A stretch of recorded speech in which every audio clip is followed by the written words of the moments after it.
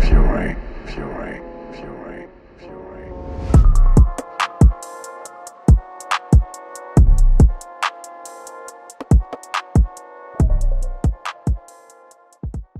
Alright, what's up? This is how to make hi-hats more interesting with Fiori. I'm going to show you guys some ways to make more bounce and humanized behavior in your hi-hats. I'm going to show you guys just some quick ways to spice up your hi-hats and get that futuristic glitch effect. I'm going to show you guys essentially what I do when I make my beats and I make my own hi-hat patterns. And I'm going to say that a lot of these things are a bit unique just in the way that I apply them, not necessarily in the actual technique itself. So let me show you what I've been doing, and without anything else to say, let's dive right in.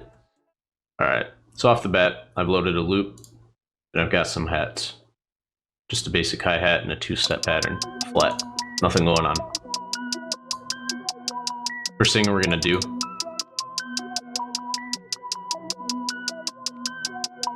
is just explore velocity, right? So obviously you can use Alt-R, and you can pull up a menu that'll randomize your velocity, but it's not necessarily purposeful. It wouldn't hurt to do a little bit, right? Ultimately, what you're looking to do initially, if you want to kind of get a little more specific and intentional with your swing, go in here, let's just fill every 4 steps. Start there. For this, I'm currently snapped to 1/4 beat. I'm going to hit shift, hold down, slide over, and I'm going to create a duplicate. And I'm actually going to take the velocity of that and drop it all the way down like that. So just some bounce right there. I'm going to actually take every other one and just raise it up. Alright. I'm going to zoom way in, and I'm going to shift just these slightly off.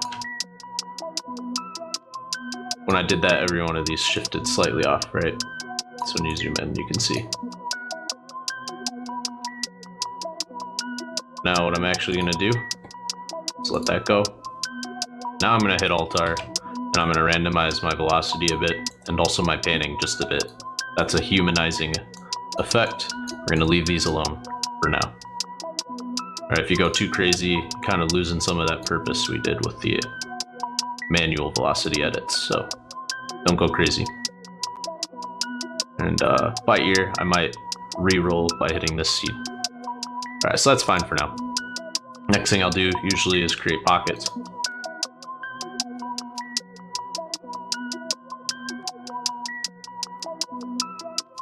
Maybe delete that one. Let's slide this one over. Let's check my velocity. There you go. You can kind of hear that creates a bit of a stutter. I might actually hold Alt and click down and slide these off grid.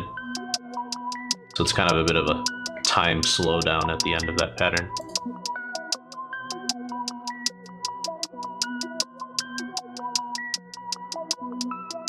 Actually, I think I'm going to turn these two guys into some quick rolls. So let's slide those over like that. Let's hit Alt-U. You can go here for some quick rolls like that. Go ahead and hit accept. Let's select just these for now. And let's play with the velocity. Holding the right mouse button down, you can kind of create straight lines on these velocities. Right, so it's nice and linear. Let's make the second one a bit lower, add to the bounce. Let's play with the pan. Alright, so we can come into these guys. We can go right to left, and then back left to right, maybe a little more extreme on this one. Something you'll hear a lot on my beats. Alright, let's go back to Alt-R. You know, obviously you can do more with creating pockets or whatever. Hi-hat rolls. I'm not going to be the guy to teach you how to do hi-hat rolls. I'll show you some examples of hi-hat rolls that I do. But this is more about just sort of the minor details that go into my hi-hats. So hit Alt-R.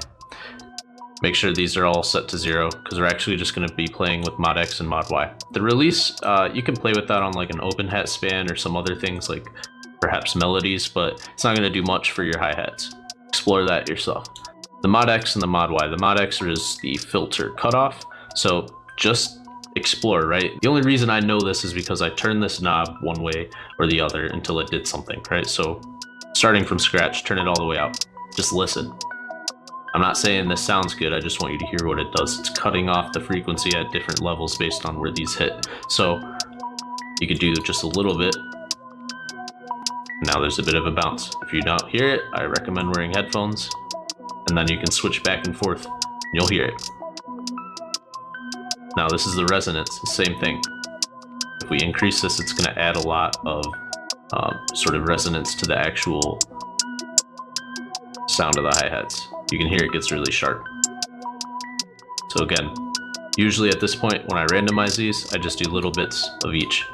And the pitch is pretty self-explanatory, right? A little bit of pitch, it's going to make it sound a bit more human. If you don't hit a hi-hat cymbal at the same spot every single time. Now, granted, we're not real live drummers, so we don't have to emulate that exactly, but a little bit of pitch here isn't going to hurt. Alright, so that's that, right? You can come in manually. Something I like to do is make sure my filter resonance is actually up on my downbeats to about here. Any higher than this is going to be really sharp. Maybe like these half beats you could do a little bit too. Just make sure those are there and then possibly drop these down. If you don't want to randomize it, this is sort of a more purposeful way of doing it, I guess you could say. But often randomizing it is what gives it that sort of natural swing. But this is with it not randomized. You'll kind of hear these downbeats hit a little bit harder, right? If you do that, it's important to time shift the whole hat pattern off because those will clash with your kicks and other drums a bit. You've seen plenty of guys do this. Origami was the first guy who showed me this, but Cody did it in his recent tutorial. It's no secret. This just moves things off grid a bit more. You already did it manually with these, so you kind of have a nice swing now, especially if we add in a snare and some drums. Alright, so if you want to be finicky, you can kind of cut off the frequency on those a bit too. It helps with the high frequency. It doesn't hurt your ears as much. And that's just sort of where we can go from there. So that's that. That's one way to make a two-step pattern, just have a little more bounce. I think if we sort of A-B it, right, if I clone this and I do 2 steps, you can hear the difference off the bat. So here it is with nothing. And now just with some nice little bit of minor details. All right, a little more organic. So let's try out some of these presets I have over here. These are in my hi-hat kit, the Haven hi-hat kit. You can get it on my website, it's pretty cheap. But I'm showing you guys what's in here because ultimately you can go experiment and do this stuff yourself. So this kit has a D-Blue crusher and D-Blue glitch. This preset is going to, here, I'll just let you hear it. Right, so it's a similar effect to the, I guess you could say the Effectrix style of throwing an Effectrix over your hi-hats. You can also do this with gross beat, as I'll show you guys in a moment. But this is just sort of a, you could throw it right off the bat, right? We could throw it on just a 2-step pattern with none of what we just did, and it already sounds interesting. D-Blue glitch is similar to Effectrix in that it gives you a set of effects that you can assign to these. Now this one is in particular randomized, so every time you load it, it's going to be a bit different. Ultimately, you can assign these. The reason that these are randomized is because I have the mix knob turned down, so this is just kind of creating a random hi-hat texture groove like over things. Typically, there's going to be a bit more of a purpose behind what each effect does, and you can play around with that. For instance, I have some presets. Let's see. Let's try this one.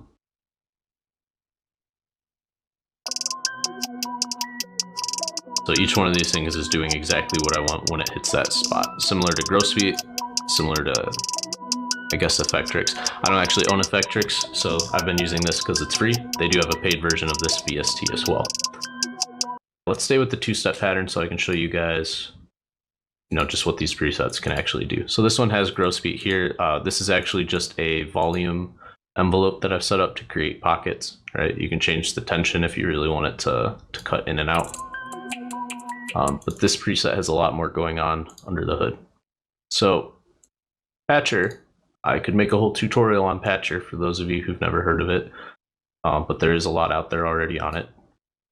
Patcher is a useful little guy if you're going to be putting a ton of sort of steps and things into your mixer channel. This will clean it up. But basically what I've done is I've thrown halftime over my hi-hat pattern, right? And halftime, as you're aware, will create a lower section and a higher section of the pitch, one that is slowed down and lower, and one that is normal tempo up top, so long as you have it at halftime. So then what I've done is I've taken these EQs and I've basically selected the low end of the hi-hats and the high end of the hi-hats, right? You can adjust them. By the way, this is not a quick and easy way to set up your hi-hats. This is the point of the tutorial where I show you how you can be creative and do things a little bit differently than what you might have already seen on a tutorial. So you don't have to do this, but once you do set this up, it's a preset. It takes me 10 seconds to load it. It was definitely worth the time it took to figure this out and set up. If you're confused right now, let me explain. This is taking the low end of the hats and separating them through this chain. So if I turn off the low end, all you're hearing is the high end of the hat. If I turn the high end off and play you the low end, you can hear what's going on, right? So I've basically taken the low end, I've compressed it, I've EQ'd it, I've added some reverb, give it that sort of murky, just underlying groove. The high end I've taken, I've run through some of its own EQ just to boost it a bit. I've run it through deboo glitch, EQ'd some of those high ends off, boosted some of the mids that appear after running it through deboo glitch. So this is good on its own, right? Even if I take the low end off, this would be enough. But I just like this effect. And when you do this, you get this really interesting overall pattern just from a basic two-step hi-hat.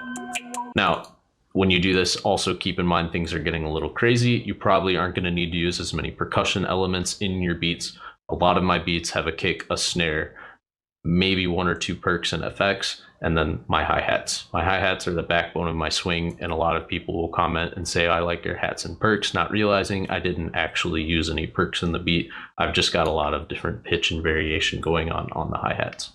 And again, let's take another look at a way to do that. Let's go to this preset. So this preset is just looks like a hat style gross beat preset. So I've got some basic things real quick. Let's just run through. You can see, you know, if you keep this straight, it's just going to go out, but let's play around. You can get a bit of a tape stop effect. That's what that one's doing. Looks like this is going to give it double time. So you would actually need to record this one and then line it back up in time, but you can hear what it does. This has a little bit of a sloppy effect in the middle.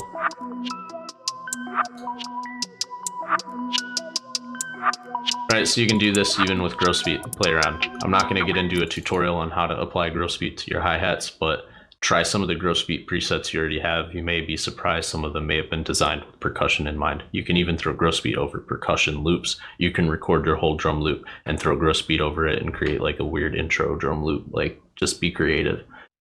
These presets are just a few of what's in the Haven hi-hat kit if you want to explore what I've already done and kind of take it and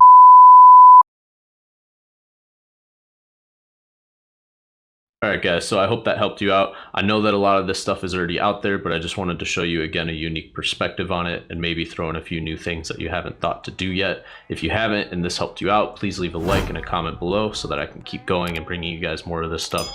If you'd like to see something specific, again, feel free to drop a comment and I'd be happy to look into it. I know a lot of you have been asking for an 808 slide tutorial, so that'll be what's next. I got plenty of beats on the way and several collabs lined up. So stay tuned for that, and thank you all for your support. Peace. Don't try me.